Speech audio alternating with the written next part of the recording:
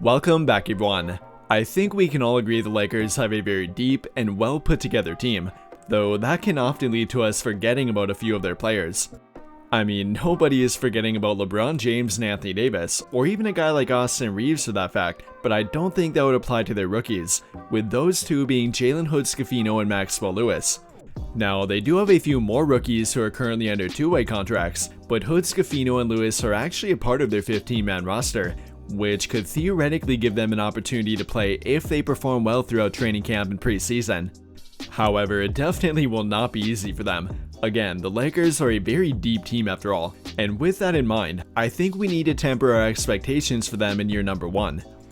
I know we haven't talked about them very much lately, but let's not forget about them. They are both unique young players who could eventually become integral parts of their team, and they will be expected to show why the Lakers drafted them throughout this season. Again, we cannot afford to become impatient with them in only year number 1, but they definitely will have a standard to play up to, and we are going to talk about what that standard should look like in today's video. But real quick before we get into it, I would genuinely appreciate it if you could take a brief moment to drop a like, subscribe to the channel if you have not already, and hit that notification bell to never miss out when I upload a video. Without wasting any more time here though, let's dive right into it, and we'll begin by talking about Maxwell Lewis, who has quietly been putting in work during the offseason. Now, he definitely did have a rough summer league offensively, but he really did not get much opportunity playing behind Max Christie, who they obviously and rightfully revolved their offense around. But don't let that take away from what he showed on defense, which in my opinion was a whole lot more important for Lewis in particular. We already knew about his offensive ability coming out of college, but we did not know if he could defend at a high level. He showed the ability to do it here and there, but he was never able to do it on a consistent basis throughout college, and that was the one thing I was worried about him as an NBA draft prospect, and I think that became true for other NBA teams too. Like I referred to before, he was a legitimate first round draft prospect. Many people had him going around the 17th overall draft pick where the Lakers took Jalen Schifino, and the Lakers themselves even brought Lewis in for a workout with other first round draft picks.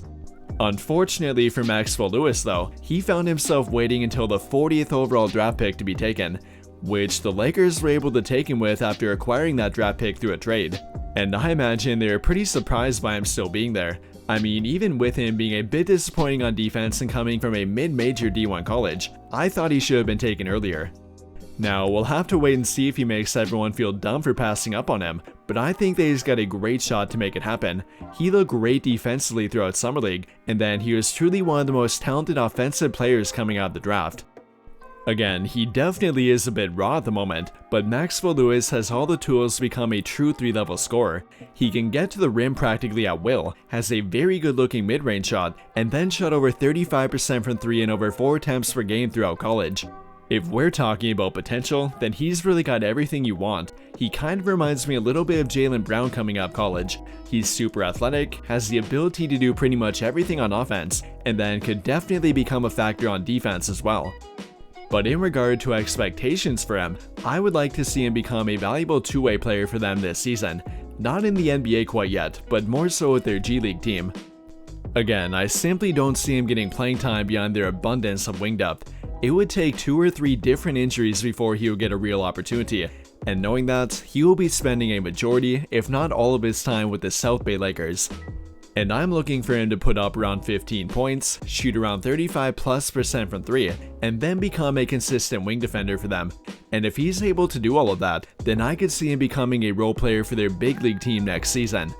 I mean, both Taurean Prince and Cam Reddish could very well be one-year rentals, and if they leave after this season for whatever reason, that would immediately open up the door for Maxwell Lewis. Again, he definitely has some work to do before he gets to that point, but I really don't think that he's that far away. In my opinion, he already has everything he needs to become an NBA talent. It's all about refining his game at this point. But now moving on to Jalen Schifino, and much like Lewis, I really don't see him getting much of any playing time this season, which will very likely relegate him to their G League team as well. And I really don't think that's a bad thing either. Much like Lewis, Schifino needs more refinement, and he might need to add more to his overall game as well.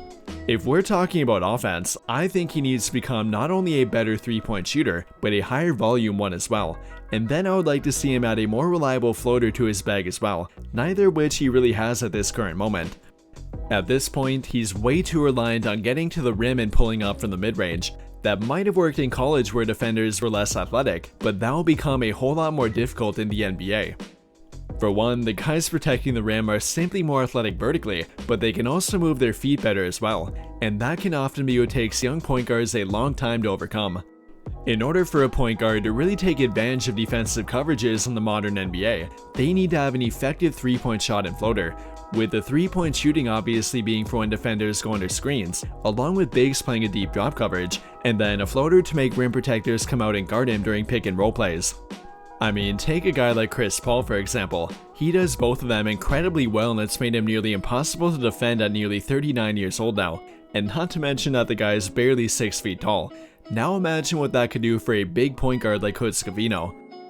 I would not really compare them overall, but I think it could make him somewhat replicable to Tyrese Haliburton, not really from a playmaking aspect quite yet, but more so from a scoring standpoint. But then in regard to playmaking ability, I like how he operates within the high pick and roll. He's very comfortable within that kind of offensive set, and knows how to get to his spots on offense. Though at this point, he's better at getting himself open than he is at getting his teammates open, and it makes him feel like more of a combo guard out there compared to being a pure point guard. And whenever they tried to make him, or he tried becoming more of a pure point guard throughout Summer League, that was when the turnovers began coming up. Now, it wasn't a big issue, and especially not for a 20-year-old, but it's something that he does need to work on going forward. Now, I know that I've been talking about his flaws here, but I truly was impressed with Schifino throughout Summer League. The shooting efficiency might not reflect it, but he looked a whole lot better out there than I thought he would. He looked very good on defense, and actually a lot better than he did throughout much of college. He routinely got to his spots on offense, and then he showed the potential to become an effective point guard, all of which he can build off this season while playing for their G League team. But if you need it from an actual numbers standpoint, I'm looking for him to put up around 15 points, at or above 5 assists per game, and then shoot around 35% from 3 and around 4 attempts per game. I think all that would be very achievable for him even while sharing the ball with Scottie Pippen Jr. Again, I really don't see him getting an opportunity on their big league team quite yet, but this could be a great opportunity for him to get better in a low pressure environment, which is something that he would not be getting on their NBA team. But to wrap everything up here though, I am really looking forward to watching Jalen, Schifino, and Maxwell Lewis develop. I know we tend to forget about them, but it might only be another year until they are ready to join the rotation. With all of that being said though, what do you guys think? How do you feel about these two entering their rookie year, and what are your expectations for them? Comment your thoughts down below. That will do it for this video though. Big thank you to those of you who took the time to watch until the end of this video, and until the end of all of my videos in general. I really hope you enjoyed it, and if you did, be sure to drop a like on the video, subscribe to the channel if you have not already, and turn on notifications to get notified right away when I drop a new video. But as always, thank you for watching and have a great day.